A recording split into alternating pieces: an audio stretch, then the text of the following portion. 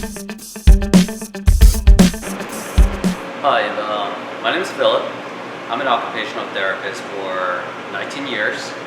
I graduated from USC in 1999. And I am specialized in pediatric, and I also got a lot of advanced certification in swallow and as well as modalities.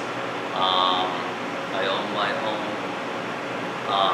practice, and I am employing about 35 to 40 therapists. So that's pretty much about my career as an OT. I work with contract with the government, and I work with 3 agencies of the government that I work with development through the pediatric from 0 to 3 years of age. Really? Yes. There's a big need for pediatric occupational therapy, and I have approximately 35 to 40 therapists working. And this is, I've been a therapist since 1999, and I'm pretty old. So I was 20 years, right? It's about 18 years. And I have enough experience where I have my business for the past 8 years, going on 9 years, and kind of explore my other options. Would you say that occupational therapy is the same as physical therapy? So what do you guys know about physical and occupational therapy? Well, that's what asking. Okay. So we both work with some sort of functional activities, right? Yeah. What the definition of occupational therapy is that what you do that is meaningful to you. Example as when you're sick, will you be able to room yourself, Get out of bed, hygiene, toileting, lower extremity, which is not true. Okay. Of course, you need to use your upper extremity to do all your activities. So that's why the general public sees OT dealing with but actually more hands-on. Yeah, it's actually able to do things for yourself that is meaningful, that is making yourself more independent and more something that you would do that you need to survive every day. So yes, physical therapy and occupational therapy could overlap, especially with pediatric. When I work with pediatric, I work with developmental therapy. I want to make sure they follow certain milestones. Okay, if the child cannot sit by 6 months of age, between 6 and 8, so I have to work with the child to strengthen the trunk, the balance. Okay, so physical therapy could do that too, but occupational therapy is usually the one that addresses all of it. And then by the time the child reaches like walking stage, ambulations. So I would do the referral to the PT to come in to see how physical therapy could address the child's walk. When you're working with your patients, for example, children, do you operate in houses or Yes. hospitals primarily? It all depends. A lot of the kids that are developmental delayed, they're fractal. So we go to their house. So usually if they go to the hospital, they will, come down with some contract, some sort of virus or something. So they like to stay home. So us therapists would go to their house and work with their natural environment. So that's what the government wants us to do.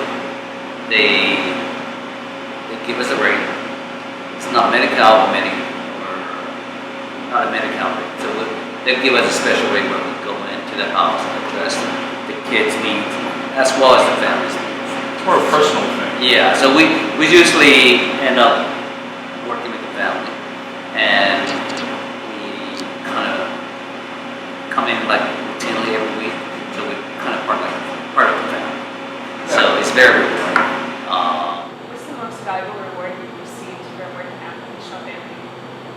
Well, obviously, getting my clients. I don't like to call them patients. I like to see the progress. I have many feelings being rewarded with my work. I also do. I have a swallow degree with my occupational therapy, which is a little bit more specialized. I do the video swallow study. I watch how patients swallow, making sure they don't swallow into their lung.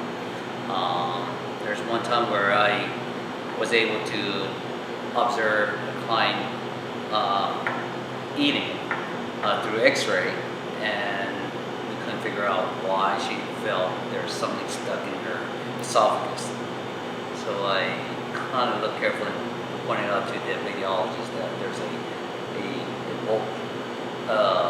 it was kind of like bulging out. So all the fluid was going to that little pouch. Is it diverticulum? So what happened was that the esophagus wall got so weak and started to stretch and become like an aneurysm. So all the fluid was getting stuck there. So I was able to figure out and point it out to the radiologist. And rather than recommending a G-tube, so when we figured out that was the cause of it, they went in and cut it out, so the patient was able to normally again. So that's one of the rewards that I always remember. So I get paid an hour. Well, it is like my own business. Yeah, that's right. I'll give you an example. With my practice, I pay my therapist $75 an hour. Okay, but I'm an owner, of course, I get paid a lot more. Okay, but if you're come and work for me as a therapist, I say, okay, I'll pay you $75 plus benefits. Okay, but if you work in the hospital as a full time, you're probably getting paid about $40.